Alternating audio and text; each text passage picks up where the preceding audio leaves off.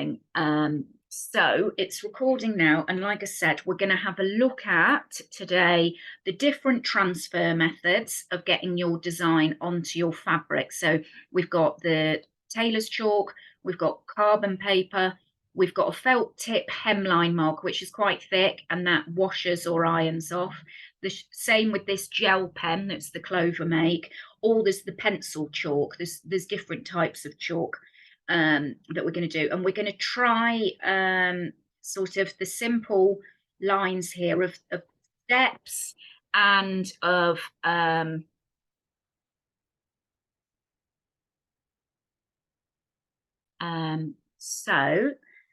we'll look at those different methods, and like I said, you can do some exercises before you actually start on your diamond or step piece. So you'll see the lines we'll be looking at for these simple patterns that we'll be doing this week and next are either these right angle patterns or sort of cross sections of patterns where the diamonds are. So if you want to, you can mark out your patterns before you begin on graph paper, or you might have a printer. So if I draw out, it is up to you what sort of scale you do, but I'm just drawing out here a 14 by 14 centimetre square onto my fabric. Yeah.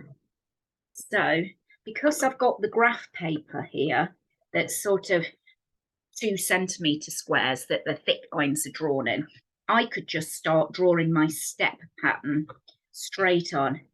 So I've just gone from one bottom corner there, and I'm doing the steps that are going to be 2 by 2 centimetres there.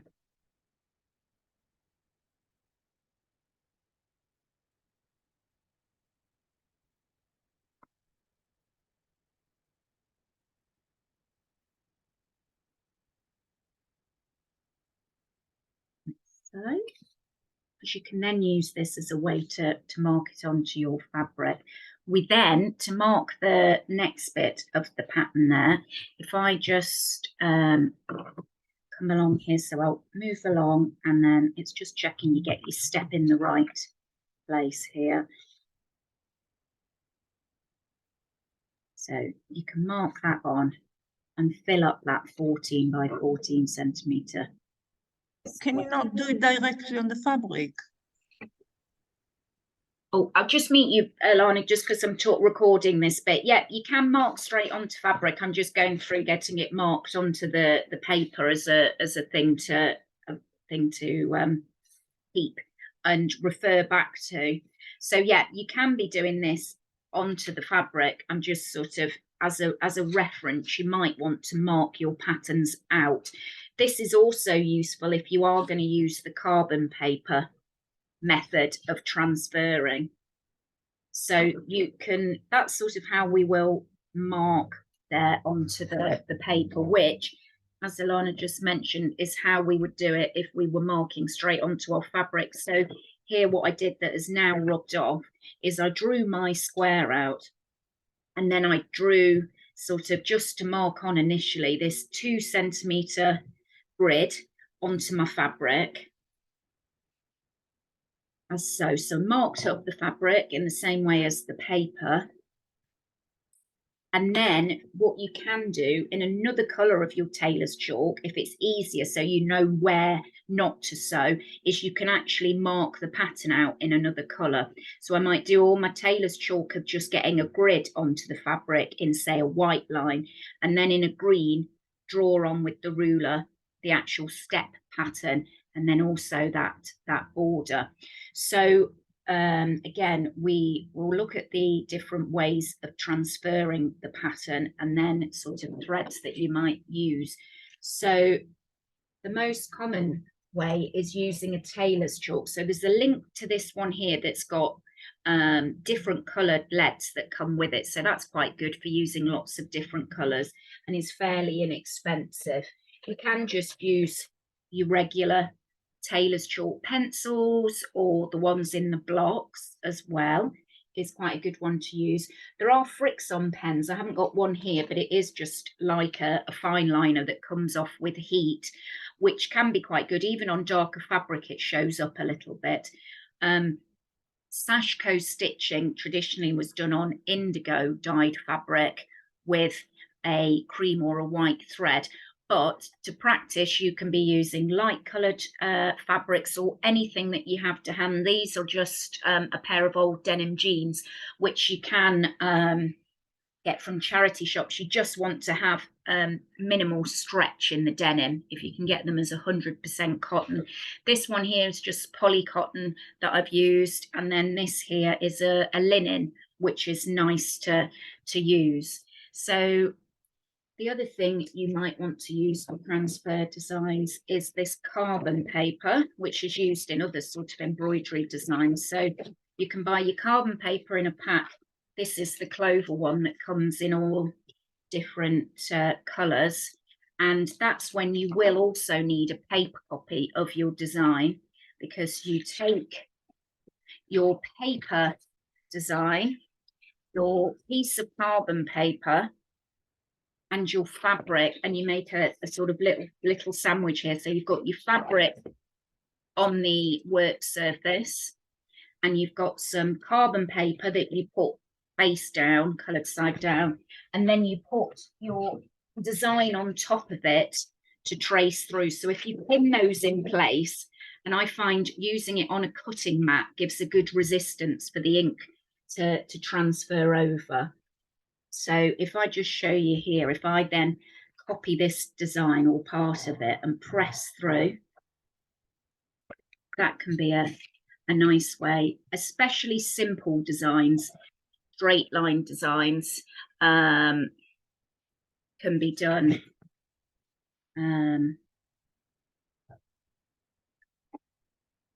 to press it through. So I've worked that through, and as you can see here in the pink there, that design is coming through.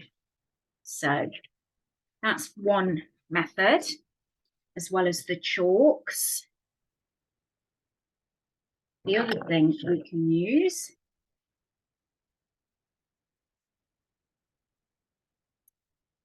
is the dissolvable solvay fabric. So what you do with that is you trace your design onto it. There's sort of a plasticky side and this side, so that's quite nice to use over your paper template designs to trace through, or put it through the printer. Once you've done that, you peel off this plastic backing, and it looks almost like an interfacing, which is sticky, that then can go on your fabric, and you can see the design quite clearly that's on this dark indigo backing fabric. I can see where to sew, and you can trace through with anything like a pencil to do that way. Some people really like this way of working. Others, because the idea of Sashiko is you get through, you can put quite a few stitches on your needle at once. They find that the stickiness of this holds it back a little bit. So there's pros and cons to all the ways of transferring. So that's our carbon paper or chalk, and our carbon paper and chalk, and dissolvable solvay fabric. Then that have been popular before is this felt tip marker, hemline one, relatively inexpensive. If I just show you here, when I mark onto the dark fabric, it doesn't show up immediately, but the line will come up fairly quickly, and it is quite thick, which can be a drawback of knowing exactly where to stitch along. But it is quite a good method to use. You can just stitch along the top part of the line. It's funny, on things like denim, where it's a woven twill of fabric, it cannot show up as much of as a sort of solid dyed piece of cotton. So on a denim, it's sometimes doesn't show up as much.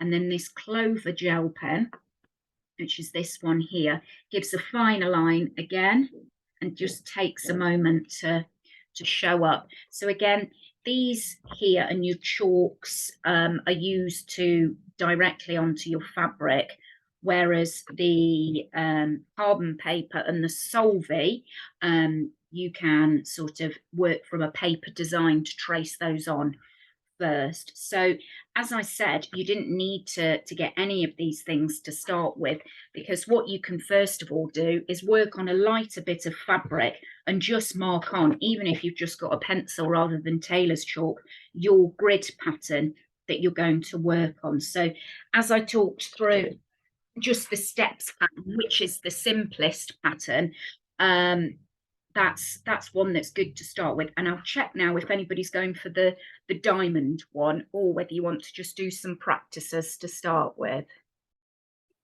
So there is specific Sashiko thread, which is a matte kind of thread. It's cotton, and it's nice and strong, and it's got a bit of a twist to it, but it's not separated. It just comes as a whole weight, so you can get sort of different weights of that, the thicker and the finer variety.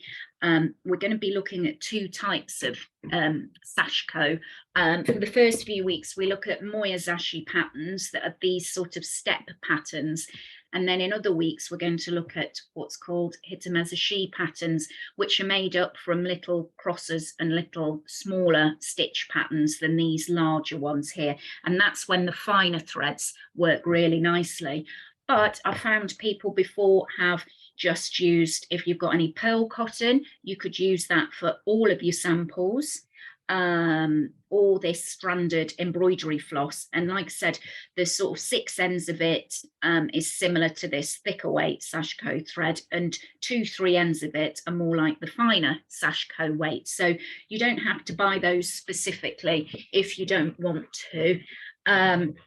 Just as a word of caution with these, if you do buy Sashiko threads, it comes in a packet that, if you're not careful, can get tangled. So the way to open that up is they've all got, if you sort of shake it out, the whole big piece of it out of the packaging, you find a knot that's tied around the threads.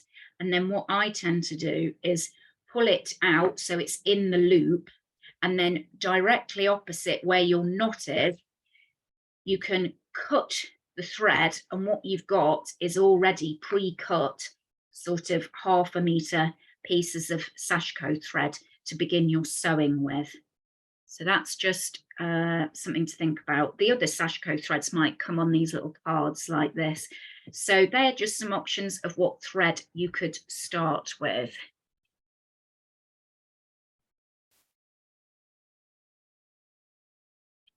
So we're starting with this simplest steps design, or like I said, you can draw out little sort of parts of a design to have a go on.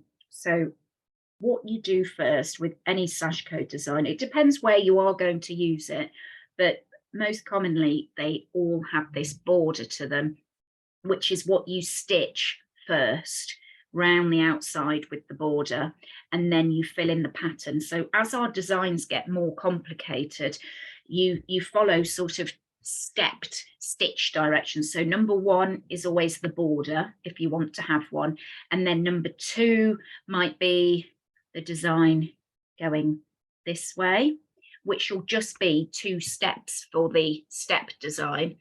Whereas with the this diamond design, if you move on to this next week, we do the border as number 1, and then we actually sew all the diagonals in one way, and then all the diagonals in the other. So there'll be 1, 2, 3 stitch directions.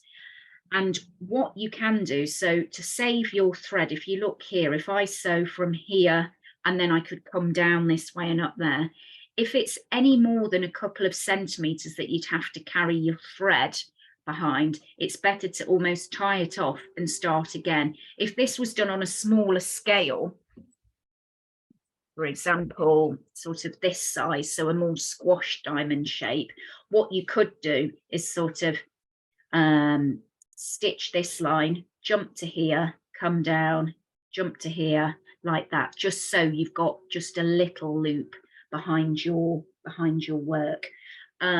So that's just something to think about, and we'll be practicing that each week anyway with whatever design that we do.